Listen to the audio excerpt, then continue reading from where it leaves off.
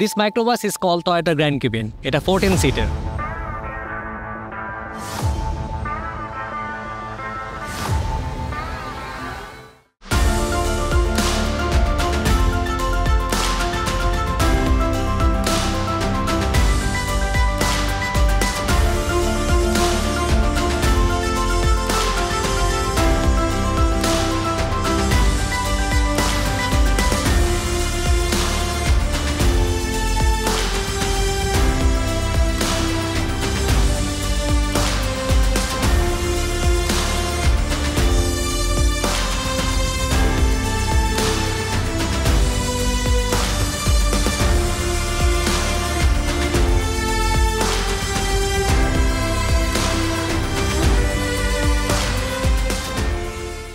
আসসালামু আলাইকুম, আমি মেহেদি জামান গাড়িimport.com.bd থেকে আপনাদের সবাইকে স্বাগতম জানাচ্ছি আজকের রিভিউতে। এই গ্র্যান্ড কেবিন গাড়িটা আমাদের দেশে খুব কম পাওয়া যায়, কারণ এটা ভেরি বিগ ইন সাইজ। আমাদের দেশে ইউজুয়ালি টয়োটার যে হাইয়েস্ট গাড়িগুলো আছে 10 সিটের, সেগুলো আমরা মোস্টলি ইম্পোর্ট করে থাকি, যেটা চেস কোড হলো TRS 200V। ওই গাড়িগুলো হলো 2000 সিসি। হাইয়েস্ট মাইক্রোবাসগুলো বেসিক্যালি জাপানে ভ্যান বলা হয়। এইগুলোতে তারা মালপত্র এক জায়গা থেকে আরেক জায়গায় নিয়ে যায়। প্যাসেঞ্জার সিটগুলো হাইয়েস্ট গাড়িতে থাকে না, বাংলাদেশে এনে এই সিটগুলো লাগানো হয় এবং এগুলোকে প্যাসেঞ্জার কার হিসেবে কনভার্ট করা হয়। কিন্তু এখানে যে গ্র্যান্ড কেবিন গাড়িটা দেখতেছেন, এটা বেসিক্যালি ট্যুরিজমের জন্য এবং প্যাসেঞ্জার ক্যারি করার জন্য। ইউজুয়ালি এই গাড়িগুলো 10 সিটার হয়। লাস্টে আপনার একটা বড় স্পেস থাকে লাগেজ ক্যারি করার জন্য, ওখানে আমরা এক লাইন সিট লাগিয়ে এটাকে 14 সিটার কনভার্ট করা হয়। এই গাড়িগুলো ডুয়েল এসিও পাওয়া যায়, সিঙ্গেল এসিও পাওয়া যায়।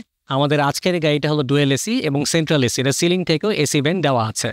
আর এটার সিটগুলো কিন্তু অনেক সুন্দর, প্রতিটা সিটে হেডরেস্ট থাকে, সিটগুলো ডিক্লাইন করা যায় এবং যথেষ্ট পরিমাণ লেগ স্পেস আছে। সো আপনার রেন্টেকারের বিজনেসের জন্য এবং আপনার official employee pick and drop সার্ভিসের জন্য, যারা আপনারা এক গাড়িতে বেসিক প্যাসেঞ্জার ক্যারি করতে চান, তারা কিন্তু এই গ্র্যান্ড কেবিন গাড়িগুলো চুজ করতে পারেন।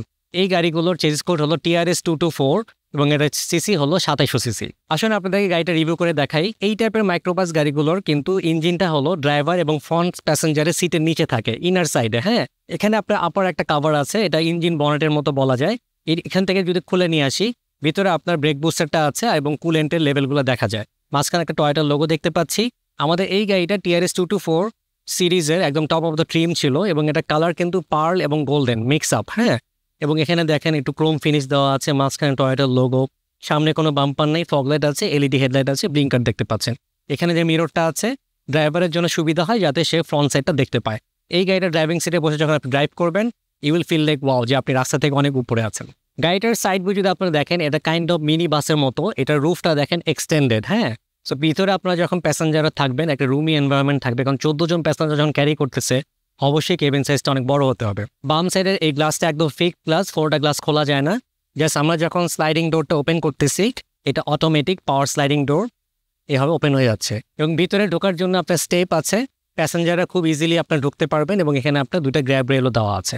এবং গাড়িটার সাইড কালারটা যদি দেখেন, 2 টোন ডিজাইন, পার্ল কালার এবং বেস কালার কম্বিনেশনে খুবই চমৎকার লাগে। তো স্লাইডিং ডোরটা ওপেন করার পর আমি ভিতরে ঢুকলাম। এখানে খুবই রুমি একটা এনভায়রনমেন্ট আছে। আমি সিলিংয়ে আপনার রিয়ার যে এসি ভেন্টগুলো আছে, এখান থেকে আপনার লো হাই করা যায়। ইভেন এখানে কিন্তু হিটারও আছে। আমি যদি ফ্লোর হিটারটা অফ অন করতে চাই, এখানে সাইড ওয়ালে একটা সুইচ দেওয়া আছে। হ্যাঁ, এখানে দেখা যাচ্ছে সিলিং স্পিকার আছে এবং পিছনে প্যাসেঞ্জাররা যাতে এয়ার ফ্লোটা পায়, সিলিংয়ের ভিতর দিয়ে ইন্টারনালি এসি ভেন্ট দেওয়ার ব্যবস্থা আছে। ভিতরে 2টা লাইটের ব্যবস্থা আছে। প্রতিটা সিটের সাথে আপনার হেডরেস্ট আছে এবং সিটটা স্লাইডিং করা যায় না, it's a fix seat, but এই সিটটা কিন্তু ইনক্লাইন ডিক্লাইন করা যায়। এবং এখানে যে লেগ স্পেস আছে, 10 জন প্যাসেঞ্জার বা 14 জন প্যাসেঞ্জার যদি আপনারা ট্রাভেল করেন, ইনশাল্লাহ কারো কোনো প্রবলেম হবে না। আপনাদেরকে যদি এই গ্র্যান্ড কেবিন গাড়িটার টায়ার সাইজটা যদি বলি, এটা টায়ার সাইজ হলো 195, 15 এবং 80।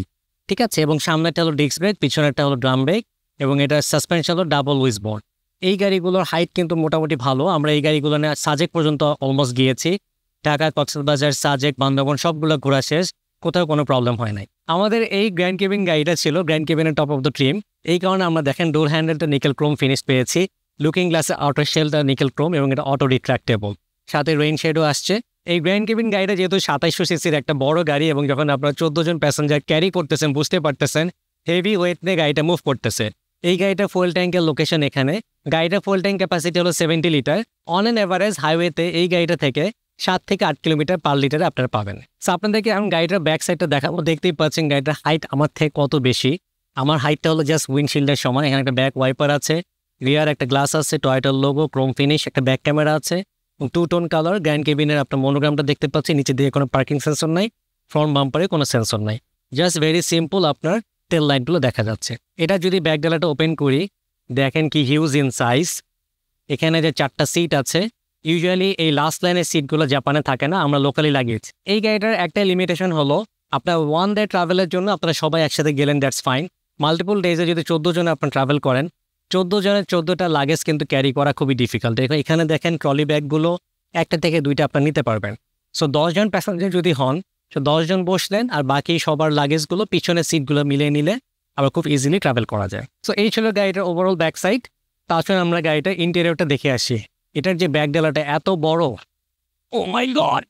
এটাতে ভিতরে উঠা খুবই চ্যালেঞ্জিং, একদম মনে হচ্ছে আমি ট্রাকে উঠতেছি। সো আপনাদেরকে এখন গাড়িটা একটু ড্রাইভ করে দেখাচ্ছি। সো এটাতে যখন আমি ড্রাইভিং সিটে বসছি, আমার কাছে যেটা ফিল হচ্ছে আমি একটু ট্রাকের মতো অনেক উপরে আছি। এটা অ্যাকচুয়ালি যেহেতু ডেইলি ড্রাইভিং কোনো গাড়ি না, এটা বেসিক্যালি অফিসিয়াল বা রেন্টে কারে বেশি গাড়িটা ইউজ হয়। এনিওয়েজ, গাড়িটার ডিসপ্লেতে আমি যেটা দেখতে পাচ্ছি 7.4 কিলোমিটার পার লিটার। গাড়িটা ঢাকাতে আমরা কয়েকদিন চালিয়েছি, তো আমরা ঢাকার এটাতে যে মাইলেজটা পেয়েছি, ইভেন এই গাড়িটা নিয়ে যখন আমি হাইওয়েতেও গিয়েছি, ঢাকা চিটাগাং কক্সবাজার হাইওয়েতে কিন্তু এরকম মাইলেজই থাকে। সো অন অ্যান অ্যাভারেজ 7 থেকে 8 কিলোমিটারের মধ্যে পার লিটারে পাওয়া যায়। এই গাড়িটার ড্যাশবোর্ডটা খুবই সিম্পল এবং স্ট্রেট ফরওয়ার্ড। হিটিং কাটাটা দেখতে পাচ্ছি, ফুয়েল লেভেল মিটারটা এটা কাটা, আরপিএম মিটারটা কাটা দেওয়া আছে, পিডো মিটারটা 0 থেকে 180 কিলোমিটার। শুধুমাত্র আউটসাইড টেম্পারেচার, ট্রিপ এবং অ্যাভারেজ পার লিটারে কত যাচ্ছে ছোট একটা এলসিডি ডিসপ্লে দেওয়া আছে। আমাদের এই গাড়িটার গ্র্যান্ড কেবিনের হাইয়েস্ট প্যাকেজ ওয়াতে এটা কি স্টার্ট আছে, বাট একটা ডোর পাওয়ার, সেই পাওয়ার ডোরটা ড্রাইভার চাইলে এখানে বাটন ক্লিক করে ওপেন করতে পারে। আমাদের সামনে 2টা মিরর কিন্তু অটো রিট্রাক্টেবল এবং পাওয়ার মিরর, এখান থেকে আমরা ক্লিক করে এটা ফোল্ড আনফোল্ড করতে পারি। আর প্রতিটা দরজা লক আনলক বাটন দেখতে পাচ্ছি এবং ড্রাইভারের দরজা এবং প্যাসেঞ্জারের দরজার জানালাটা এটা আমরা এখানে ক্লিক করে খুলতে পারি, বন্ধ করতে পারি এবং ড্রাইভার যাতে ইজিলি উঠতে পারে এখানে গ্র্যাব রেল আছে। তো এখানে একটা সানভাইজার দেখতে পাচ্ছি অনেক বড়। সানভাইজারের সাথে কোনো ভ্যানিটি মিরর বা লাইটস নাই। কেবিন লাইট সামনে একটা আছে, পিছনে প্যাসেঞ্জারদের জন্য সিলিং লাইট আছে। গিয়ার লিভারটা দেখা যাচ্ছে PRN এবং D এবং স্পোর্টস মোডও আছে। Central air conditioning system, temperature এখানে সেট করতে পারতেছি নব ঘুরে ঘুরে।